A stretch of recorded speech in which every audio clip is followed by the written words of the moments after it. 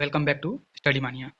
इस वीडियो में हम लोग ट्यूटोरियल सीरीज के Bihar SSC graduate level BSO का सेट नंबर 2 देखेंगे। तो आइए शुरू करते हैं। हमारा पहला क्वेश्चन है, 25वें फीफा विश्व कप 2034 की मेजबानी किस देश को सौंपी गई है? ये सौंपी गई है सऊदी अरब को। 25वें पुरुष फुटबॉल विश्व कप 2034 की मेजबानी सऊदी अरब को सौंपी गई है। साथ में 23वां पुरुष फीफा विश्व कप 2026 का आयोजन ये कनाडा में होगा। कनाडा, मैक्सिको तथा अमेरिका तीनों जगह किया जाएगा। और 24वां फीफा विश्व कप की बात करते हैं 2030 वाला, तो वो स्पेन, पुर्तगाल और मोरक्को में किया जाएगा। अगला क्वेश्चन है, जनवरी 2025 में ऑस्ट्रेलियन ओपन एकल का खिताब किसने जीता है? तो ये जीता है जैनिक सिनर ने जीता है। ये जैनिक सिनर इटली के हैं। इन्होंने जर्मनी के अलेक्जेंडर जेवरेव को हराकर Australian open grand slam tennis प्रतियोगिता 2025 का खिताब जीता है। जैनिक सिनर का यह तीसरा ग्रैंड स्लैम खिताब है, जिसमें 2 ऑस्ट्रेलियन ओपन एकल 2024 और 25 तथा एक 2024 का यूएस ओपन एकल शामिल है। अगला क्वेश्चन है, 76वें गणतंत्र दिवस 2025 की थीम क्या है? तो 76वें गणतंत्र दिवस 2025 का थीम है स्वर्णिम भारत, विरासत और विकास। भारत ने अपना 76वां गणतंत्र दिवस 26 जनवरी 2025 को स्वर्णिम भारत, विरासत और विकास थीम के साथ अपनाया, जिसमें सैन्य शक्ति, विकास और संस्कृति विविधता पर प्रकाश डाला गया है। इस गणतंत्र दिवस के अवसर पर इंडोनेशिया के राष्ट्रपति प्रबोवो सुबियांतो मुख्य अतिथि थे। अगला है, बिहार सरकार ने बजट 25-26 में राज्य के राजकोषीय घाटा सकल राज्य घरेलू उत्पाद जीएसडीपी का कितना प्रतिशत है? तो यह है 2.98%। अगला क्वेश्चन है, जनवरी 2025 में पूर्वी भारत की पहली खगोलीय वेधशाला का उद्घाटन कहाँ किया गया है? तो ये पश्चिम बंगाल में किया गया है। पश्चिम बंगाल के पुरुलिया डिस्ट्रिक्ट में गरपंचकोट पहाड़ी में पूर्वी भारत की पहली खगोलीय वेधशाला का उद्घाटन किया गया है, जो देश का 6ठा खगोलीय वेधशाला केंद्र है और इसका नाम सत्येंद्र नाथ बोस के नाम पर रखा गया है। सत्येंद्र नाथ बोस राष्ट्रीय आधारभूत विज्ञान केंद्र ने वेधशाला चलाने और संसाधनों को साझा करने के लिए सिद्धू कान्हू बिरसा मुंडा विश्वविद्यालय पुरुलिया के साथ एक समझौता ज्ञापन पर हस्ताक्षर किया है। नेक्स्ट है, प्रधानमंत्री नरेंद्र मोदी को किस देश ने सर्वोच्च नागरिक सम्मान द ऑर्डर ऑफ द मुबारक अल कबीर से दिसंबर 2024 में सम्मानित किया है? तो ये कुवैत के द्वारा किया गया है। पीएम मोदी को कुवैत ने अपने सर्वोच्च नागरिक सम्मान द ऑर्डर ऑफ मुबारक अल कबीर से सम्मानित किया है और यह प्रधानमंत्री के कुवैत यात्रा के दौरान वहां के अमीर महामहिम शेख मैसल अल अहमद उल उबर अल सबाह ने उन्हें यह सम्मान प्रदान किया है। पीएम मोदी की यात्रा के दौरान कुवैत सिटी में 26वें अरेबियन गोल्फ कप द्विवार्षिक फुटबॉल टूर्नामेंट के उद्घाटन समारोह में मुख्य अतिथि में भाग लिए थे। अगला क्वेश्चन है, भारत ने किस देश को हराकर खो खो विश्व कप 2025 पुरुष एवं महिला दोनों स्पर्धाओं का खिताब जीता है? तो ये नेपाल को हराकर जीता है। भारतीय पुरुष टीम और महिला दोनों ही फाइनल में नेपाल को हराकर खो खो विश्व कप 25 का पहला खिताब जीता है और यह खो खो विश्व कप का पहला आयोजन है। इसका आयोजन नई दिल्ली में किया गया था। इसमें 20 पुरुष और 19 महिला टीमों ने हिस्सा लिया था। अगला क्वेश्चन है, भार्गवास्त्र माइक्रो मिसाइल सिस्टम किसके द्वारा विकसित किया गया है? तो ये किया गया है इकोनॉमिक एक्सप्लोसिव लिमिटेड के द्वारा। भार्गवास्त्र भारत की पहली माइक्रो मिसाइल आधारित प्रणाली है। यह झुंड ड्रोन या स्वार्म ड्रोनों का सामना करने के लिए डिजाइन किया गया है। इसे इकोनॉमिक एक्सप्लोसिव लिमिटेड द्वारा विकसित किया गया है। यह मिसाइल 6 किलोमीटर से अधिक दूरी पर छोटे ड्रोन का पता लगाकर उन्हें निष्क्रिय कर सकती है। नेक्स्ट है,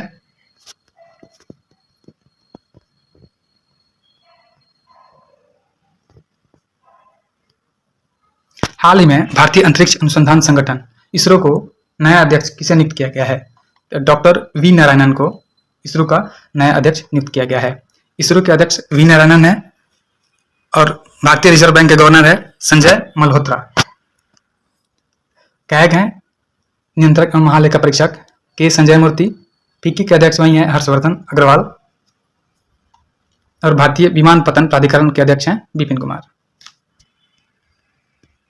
नेक्स्ट है, हिंदी भाषा के लिए साहित्य अकादमी पुरस्कार 2024 से 24 किसे प्रदान किया गया है? ये गगन गिल को प्रदान किया गया है।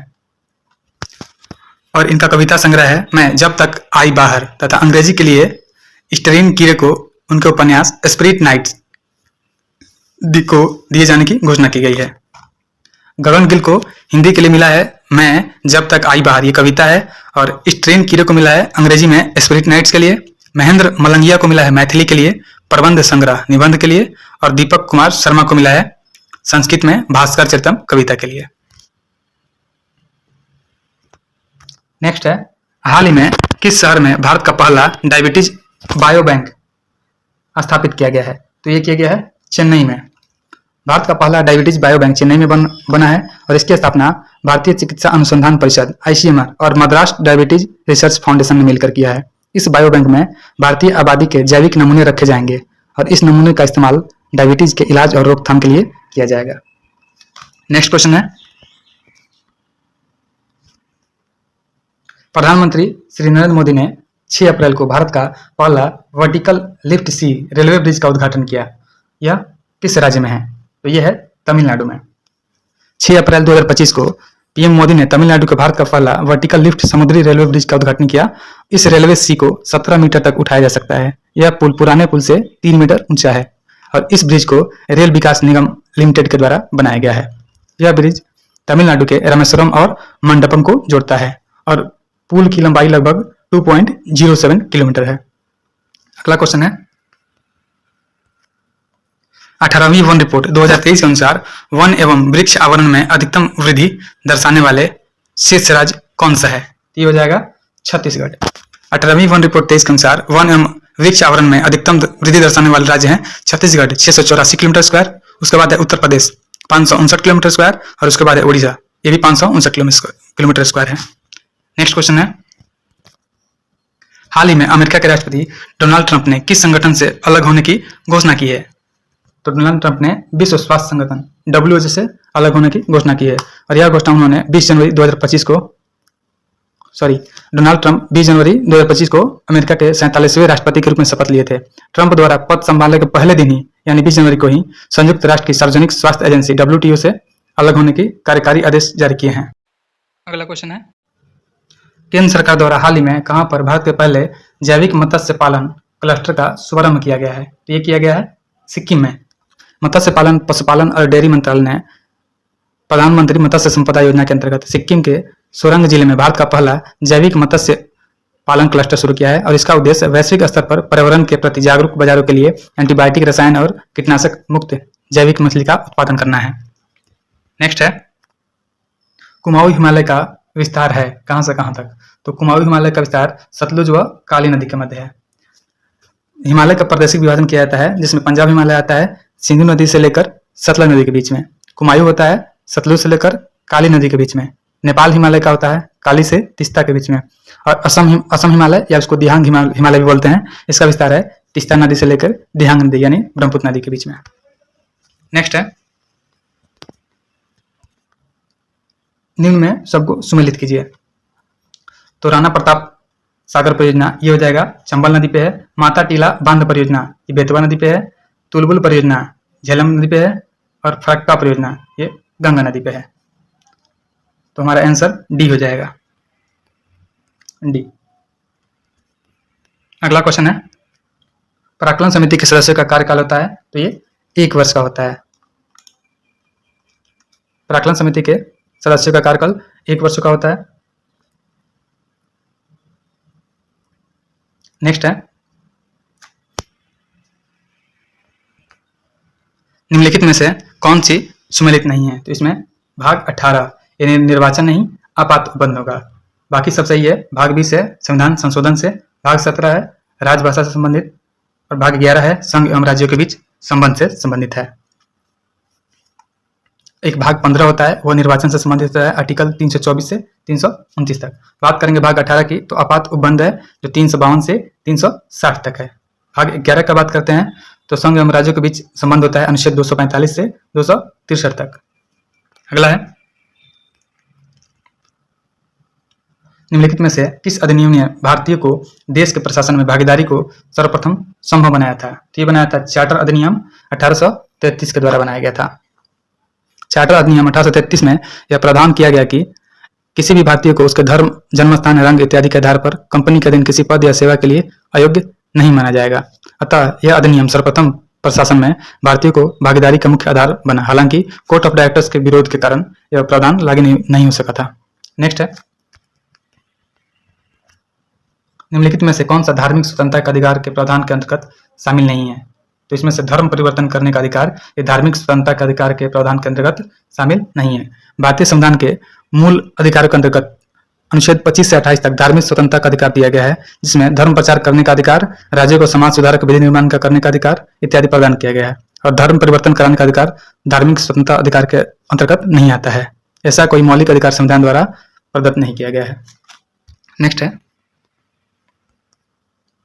विधान परिषद के संबंध में निम्नलिखित कथनों में से कौन सा गलत है? तो इसमें ऑप्शन बी गलत हो जाएगा। विधान परिषद के न्यूनतम सदस्यों की संख्या 60 लिखा गया इसमें, जो कि 60 नहीं होता है। भारतीय संविधान के अनुच्छेद 169 के अनुसार किसी भी राज्य के विधान परिषद का गठन किया जा सकता है और इसके गठन विधान परिषद में अधिकतम सदस्यों की संख्या विधानसभा सदस्यों की 1/3 होनी चाहिए। संविधान के विधान परिषद के न्यूनतम सदस्यों की संख्या 40 निर्धारित की गई है और विधान परिषद का सदस्य बनने हेतु न्यूनतम आयु 30 वर्ष होता है। तो ये 60 नहीं 40 वर्ष हो जाएगा। अगला क्वेश्चन है, निम्न में से कौन सा वैज्ञानिक प्लेट विवर्तन की अवधारणा से संबंधित नहीं था? तो ये वेगनर नहीं था। महाद्वीपों व महासागरों के अंतर्गत संबंध में 1967 में मैकेंजी पार्कर और मॉर्गन ने स्वतंत्र रूप से उपलब्ध विचारों को समन्वित कर एक अवधारणा प्रस्तुत किया, जिसे प्लेट विवर्तनिकी सिद्धांत कहा जाता है। और 1955 में सर्वप्रथम कनाडा के भूवैज्ञानिक जे टूजो विल्सन ने प्लेट शब्द का प्रयोग किया था। नेक्स्ट है,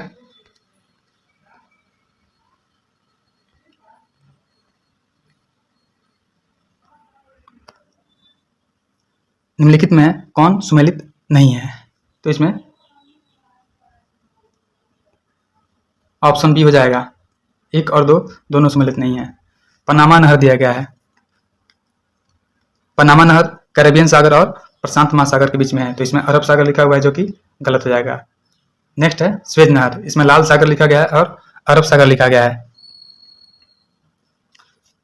स्वेज नहर, तो स्वेज नहर लाल सागर और भूमध्य सागर के बीच होता है, अरब सागर नहीं होता है। तो याद रखेंगे पनामा नहर हो जाएगा कैरेबियन सागर और प्रशांत महासागर।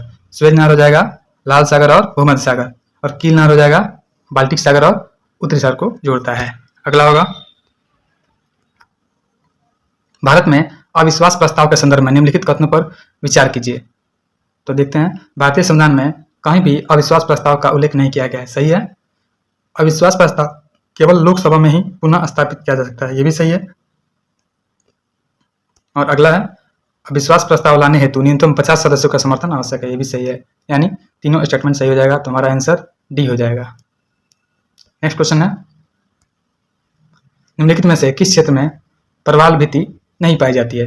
तो कैम्बे की खाड़ी में प्रवाल भित्ति नहीं पाई जाती, बाकी कच्छ की खाड़ी में, लक्षद्वीप, मिनी द्वीप में और मन्नार की खाड़ी में प्रवाल भित्ति पाई जाती है। तो इसलिए हमारा आंसर सी हो जाएगा। अगला क्वेश्चन है, निम्नलिखित में से कौन सा युग्म सही सुमेलित नहीं है? तो इसमें ऑप्शन डी सही सुमेलित नहीं है। अमर्त्य सेन का दिया हुआ है, अमर्त्य सेन निर्धनता का दुष्चक्र सिद्धांत, ये गलत हो जाएगा। निर्धनता का दुष्चक्र और प्रचंड रोजगारी सिद्धांत तथा संतुलित विकास का सिद्धांत ये रेगनर नक्शे द्वारा स्थापित किया गया था। नेक्स्ट है, सूची 1 को सूची 2 से सुमेलित करना है। तो ऑप्शन नीचे दिया हुआ है,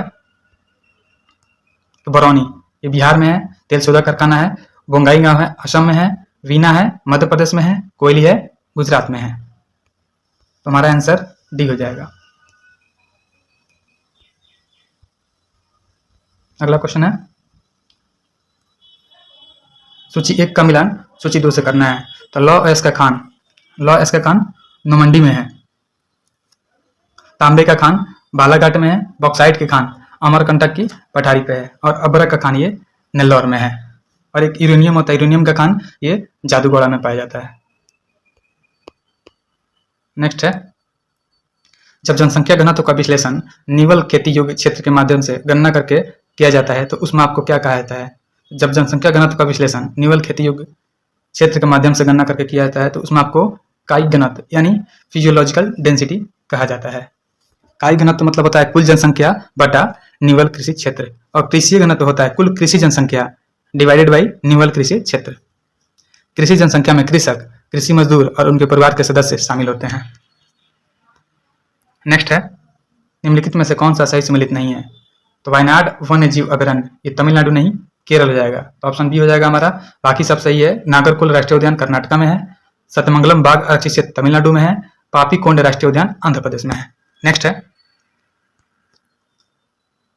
फिलिप्स वक्र निम्नलिखित में से किसके मध्य संबंध को दर्शाता है? तो फिलिप्स वक्र जब भी आएगा तो ये मुद्रास्फीति और बेरोजगारी को दर्शाता है। नेक्स्ट है, निम्न संगठनों में से किस संगठन का मुख्यालय या सचिवालय वियना ऑस्ट्रेलिया में है? तो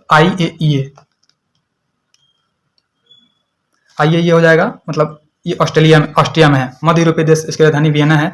इसमें कुछ प्रमुख संगठन है जिसका मुख्यालय दिया हुआ है। IAEA का होता है इंटरनेशनल एटॉमिक एनर्जी, ये वियना में है। यूनिडो दिया हुआ है United Nations industrial development organisation, इसका भी मुख्यालय वियना में है। यूनोडीसी है United Nation office on drugs and crime, इसका भी मुख्यालय वियना में है। एक और होता है OSCE, इसका मतलब होता है organisation for security and cooperative in Europe, इसका मुख्यालय भी वियना में है। नेक्स्ट है, Indian institute of tropical meteorology कहाँ स्थित है? तो ये पुणे में स्थित है। Indian institute of tropical meteorology Pune में स्थित है। यह भारत में स्थित एक वैज्ञानिक संस्थान है और यह एक स्वायत्त संस्थान है। इसकी स्थापना 17 नवंबर 1962 को हुई थी। यह मौसम का पूर्वानुमान एवं भूकंप का पता लगाने के लिए मुख्य संगठन है। अगला क्वेश्चन है, जनसंख्या 2011 के अनुसार देश में पुरुष साक्षरता दर कितनी है? तो यह 80.9%, ऑप्शन बी हो जाएगा। देश की कुल साक्षरता दर 73% है। अब पुरुषों की बात करेंगे तो 80.9 हो जाएगा, महिलाओं की बात करेंगे तो 64.6 हो जाएगा। अगला है, स्टैंड अप इंडिया पहल का प्राथमिक उद्देश्य क्या है? तो इसका उद्देश्य है अनुसूचित जाति, अनुसूचित जनजाति, महिला उद्यमियों के लिए बैंक ऋण की सुविधा प्रदान करना। नेक्स्ट है,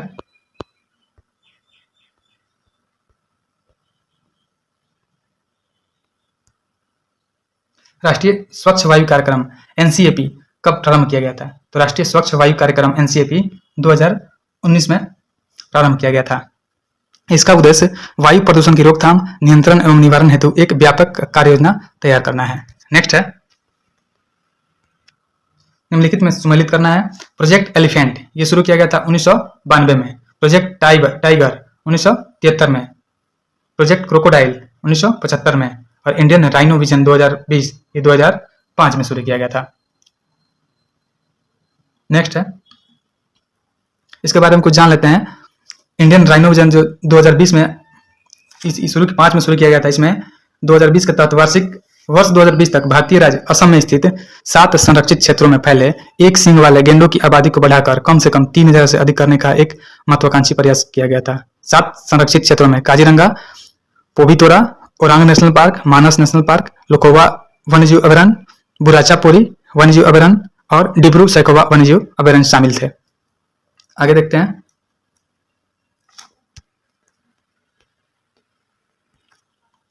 सहरिया तथा गरासिया जनजाति किस राज्य या केंद्र शासित प्रदेश में पाई जाती है? तो सहरिया तथा गरासिया ये राजस्थान में पाई जाती है।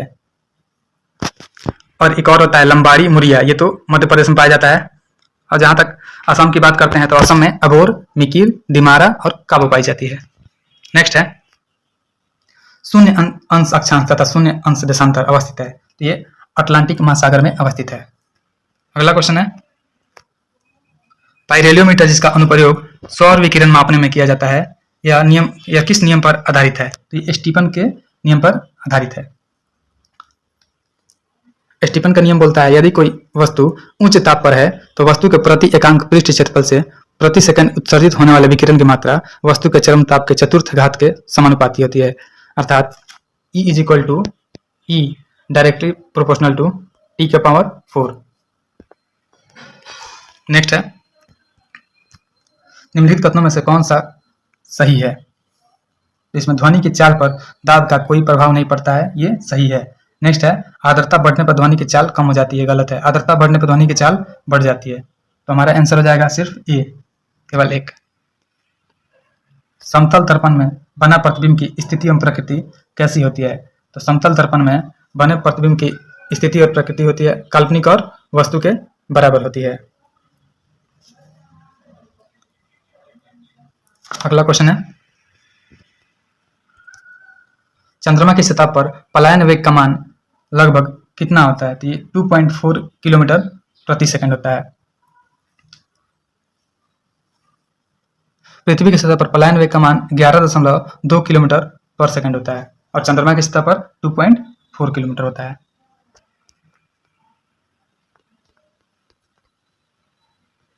अगला क्वेश्चन है, निम्नलिखित को सुमेलित करना है।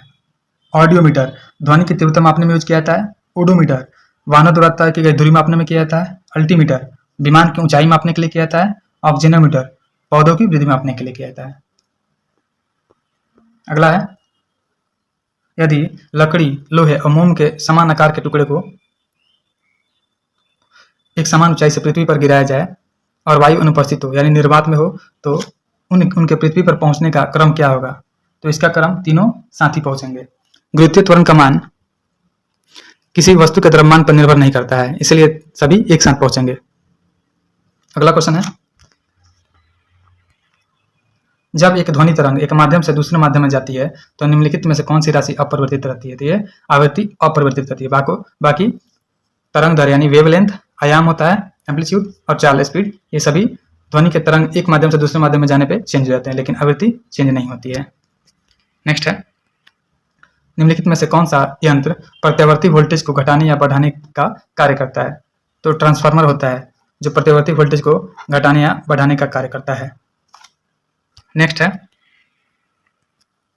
शैवाल और कवक के मिलने से लाइकेन बनता है, जिसे कहते हैं, तो शैवाल और कवक के मिलने से लाइकेन बनता है और इसे कहते हैं म्यूट्यूअलिज्म। नेक्स्ट है, यकृत, तंत्र एवं मांसपेशियों में ऊर्जा किस रूप में जमा होती है? यकृत यानी लीवर और मांसपेशी में ऊर्जा ग्लाइकोजन के रूप में इकट्ठा होता है। अगला है, मम्स या गलसुआ बीमारी भी बोलते हैं, ये किसके द्वारा फैलता है? तो ये वायरस के द्वारा फैलता है। इसमें पैरोटिड ग्रंथि में सूजन, जलन एवं दर्द होता है। पैरामिक्सो वायरस नाक से स्राव और लार के जरिए फैलता है। इस बीमारी के लक्षण लार ग्रंथियों में दर्दनाक सूजन, ऐंठन, सिर दर्द एवं भूख कम होना इत्यादि होता है। नेक्स्ट है, निम्नलिखित में से कौन सा कारण मानव रक्त की श्यानता के लिए जिम्मेदार है? तो मानव रक्त की श्यानता के लिए रक्त में प्रोटीन जिम्मेदार है। रुधिर एक तरल यानी लिक्विड संयोजी ऊतक होता है, कनेक्टिंग टिश्यू होता है जो दो अवयव से मिलकर बनता है, प्लाज्मा और रक्त कोशिका से। प्लाज्मा ये जो लगभग 55% होता है और बाकी रक्त कोशिका होती है जिसमें लाल रक्त कोशिका होती है, प्लेटलेट्स होता है और WBC यानी श्वेत रक्त कोशिका होती है। जहां लाल रक्त का बात करते हैं तो इसका जीवन काल होता है 120 दिन और ये हीमोग्लोबिन के कारण इसका रंग लाल होता है। WBC की बात करते हैं तो इसका जीवन काल 2 से 4 दिन तक होता है और ये हमारे शरीर की सुरक्षा करती है। और प्लेटलेट्स होता है, ये सूक्ष्म एवं रंगहीन होती है, इसमें केंद्रक नहीं पाया जाता है और ये ब्लड क्लॉटिंग वाहिकाओं की मरम्मत तथा संक्रमण से शरीर की रक्षा में सहायक होती है। अगला क्वेश्चन है, निम्नलिखित में से कौन सा युग्म सही सुमेलित नहीं है? तो ऑप्शन B1 संतरा, ये सही सुमेलित नहीं है। विटामिन ए ये पालक में पाया जाता है, ये सही है। पालक, गाजर, दूध, मक्खन, मछली का तेल, हरी सब्जी इत्यादि में पाया जाता है। और विटामिन B1 यानी इसे थायमिन बोलते हैं, तो ये अनाज, फूल, दूध इत्यादि में पाया जाता है। विटामिन सी ये टमाटर, नींबू एवं खट्टे फलों में पाया जाता है। विटामिन डी जिसे कैल्सीफेरॉल बोलते हैं, सूर्य का प्रकाश, अंडा इत्यादि में पाया जाता है। विटामिन ई टोकोफेरॉल बोलते हैं और ये मूंगफली, तेल, गेहूं, बादाम इत्यादि में पाया जाता है। और विटामिन के होता है जिसे फिलोक्विनोन बोलते हैं, ये अंडा, हरी सब्जी, soybean, olive oil, canola oil इत्यादि में पाया जाता है। नेक्स्ट है, जंतु कोशिका में गति किसके द्वारा होती है? तो जंतु कोशिका में गति सीलिया के द्वारा होती है। सीलिया एक कोशिकांग है जो जंतु कोशिका को गति प्रदान करता है। यह पादप कोशिका में नहीं पाया जाता है, जिसके कारण पादप यानी पौधे गति नहीं कर पाते हैं। सीलिया लगभग सभी स्तनधारी कोशिकाओं की सतह पर पाई जाती है और इसकी मदद से कोशिका पानी के माध्यम से आगे बढ़ सकती है या पानी और इसकी सामग्री को कोशिकाओं के स्तर पर लाया जा सकता है। नेक्स्ट है,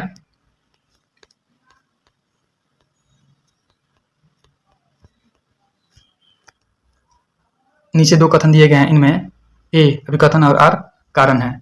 इसे देखते हैं हम लोग। एक ही दंपति की संतानें अनुवांशिक स्तर पर असमान होती है, और आर दिया है समसूत्री विभाजन में अलग अलग अनुवांशिक लक्षण के अंडाणु एवं शुक्राणु का निर्माण होता है। तो इसका ऑप्शन सी सही हो जाएगा, यानी कथन ए सही है लेकिन कारण गलत है। ये दिया हुआ है एक ही दंपति की संतानें आनुवंशिक तौर पर असमान होती है, ये सही है। नेक्स्ट क्वेश्चन देखते हैं। चमगादड़ किस कारण से पक्षियों से भिन्न होता है? तो ये डायफ्राम के कारण चमगादड़ अन्य पक्षियों से भिन्न होता है। चमगादड़ और पक्षी के पंख समजात अंग है, यानी उसकी उत्पत्ति एवं संरचना एक जैसी होती है लेकिन कार्य अलग अलग होते हैं। चमगादड़ का पक्षियों से भिन्न होने का प्रमुख कारण है इसमें मध्यपट यानी डायफ्राम उपस्थित होता है, जो कि पक्षियों में नहीं होता है। अतः चमगादड़ स्तनधारी होते हैं जबकि पक्षी अंडे देते हैं। नेक्स्ट है, निम्नलिखित में से कौन सा पादप हार्मोन गैसीय अवस्था में होता है? तो एथिलीन होता है ये पादप हार्मोन, जो कि गैसीय अवस्था में पाया जाता है। यह पौधों की वृद्धि और विकास प्रक्रियाओं को नियंत्रित करता है। यह फलों को पकाने में भी भूमिका निभाता है। एथिलीन हार्मोन पौधों को पत्तियों तथा फलों को झड़ने की क्रिया को नियंत्रित करता है। एक साइटोकाइनिन होता है, पादपों में विभाजन के दर को बढ़ाता है। और जिब्रेलिन्स होता है, ये बीजों के अंकुरण में भाग लेता है। नेक्स्ट है, निम्नलिखित में से किस आंदोलन को उलगुलान विद्रोह के नाम से भी जाना जाता है? तो बिरसा मुंडा आंदोलन को उलगुलान विद्रोह के नाम से भी जाना जाता है। बिरसा मुंडा का जन्म 15 नवंबर 1875 को छोटा नागपुर क्षेत्र में हुआ था और इन्हीं के जन्मदिन के अवसर पर झारखंड बिहार से अलग हुआ था 15 नवंबर 2000 ईस्वी को। 9 जून 1900 ईस्वी को बिरसा मुंडा की मृत्यु हैजा के कारण रांची जेल में हुई थी। और बिरसा मुंडा की जयंती 15 नवंबर को जनजातीय गौरव दिवस के रूप में मनाई जाती है और बिरसा मुंडा को धरती आबा के नाम से भी जाना जाता है। नेक्स्ट है, बॉम्बे प्रेसिडेंसी एसोसिएशन गठन कब किया गया था? तो बॉम्बे प्रेसिडेंसी एसोसिएशन का गठन 1885 में किया गया था। बदरुद्दीन तैयब जी, फिरोज शाह मेहता और केटी तैलंग इसके संस्थापक सदस्य थे। नेक्स्ट है, डिसऑर्डर इंक्वायरी कमेटी का गठन किस घटना के बाद किया गया था? कि जालियांवाला हत्याकांड के बाद डिसऑर्डर इंक्वायरी कमेटी का गठन किया गया था। जालियांवाला हत्याकांड हुआ था 13 अप्रैल 1919 को। इसमें जनरल डायर द्वारा निहत्थे लोगों पर गोलियां चलवाई गई थी। नेक्स्ट है, नेहरू रिपोर्ट की मुख्य अनुशंसाएं कौन कौन सी है? भारत को पूर्ण औपनिवेशिक स्वराज का दर्जा, सही है। संयुक्त निर्वाचन पद्धति की व्यवस्था, भाषाई आधार पर प्रांतों का गठन, ये तीनों नेहरू रिपोर्ट की मुख्य अनुशंसा है। नेक्स्ट है, गांधी इरविन समझौता कराने में प्रमुख भूमिका किस नेता की रही है? तो गांधी इरविन समझौता कराने में प्रमुख भूमिका तेज बहादुर सप्रू और एम.आर. जयकर दोनों की रही है। तो ऑप्शन डी यानी ए और बी दोनों हो जाएगा। अगला क्वेश्चन देखते हैं, अंतरिम सरकार में विदेशी मामलों का प्रभार किसने संभाला था? तो ये जवाहरलाल नेहरू ने विदेशी मामलों का प्रभार संभाला था। अंतरिम सरकार में वल्लभ भाई पटेल गृह मंत्री थे, बलदेव सिंह रक्षा मंत्री थे, जॉन मताई उद्योग आपूर्ति मंत्री थे, सी राजगोपालाचारी शिक्षा मंत्री थे, राजेंद्र प्रसाद कृषि एवं खाद्य मंत्री थे, सी.एच. भाभा खनन विभाग वाले थे, जगजीवन राम श्रम मंत्री थे, आशफ अली रेलवे मंत्री थे, लियाकत अली वित्त मंत्री थे और जोगेंद्र नाथ मंडल कानून मंत्री थे। नेक्स्ट है, सौदरानंद किसकी रचना है? तो सौदरानंद अश्व घोष की रचना है और साथ ही सौदरानंद के साथ बुद्ध चरित अश्व घोष ने इसे संस्कृत भाषा में लिखा था। नेक्स्ट है, क्वालिटी थोड़ा खराब है।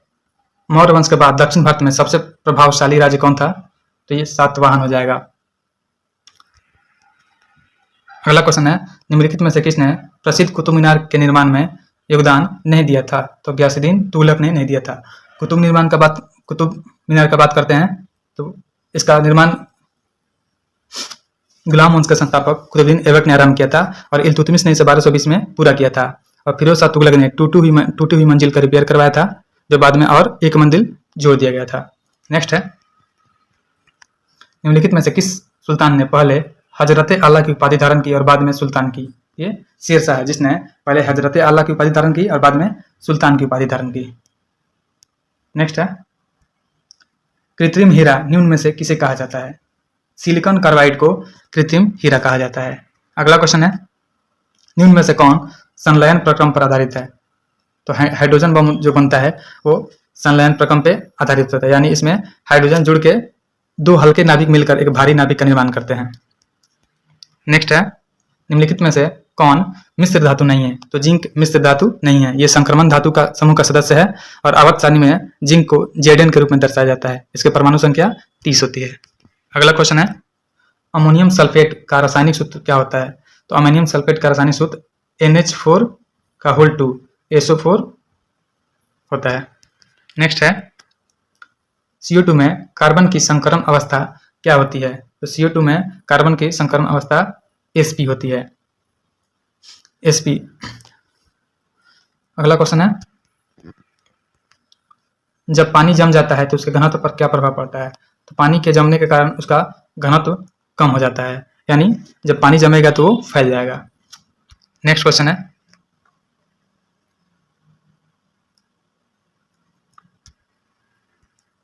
फिटकरी गंदे पानी को किस प्रक्रिया द्वारा स्वच्छ करती है? तो फिटकरी गंदे पानी को अस्कंदन के द्वारा स्वच्छ करती है। फिटकरी में मौजूद आयन पानी के मौजूद अशुद्धियों को उदासीन करते हैं, न्यूट्रल कर देते हैं और इससे अशुद्धियां मतलब जम जाती है, नीचे आ जाती है, जिससे पानी को छानकर साफ किया जा सकता है। नेक्स्ट क्वेश्चन है, प्राकृतिक गैस का मुख्य अवयव क्या है? तो प्राकृतिक गैस का मुख्य अवयव मीथेन है, जिसमें इसका रासायनिक सूत्र CH4 होता है। मीथेन एक कार्बन परमाणु और 4 हाइड्रोजन परमाणु से मिलकर बना होता है।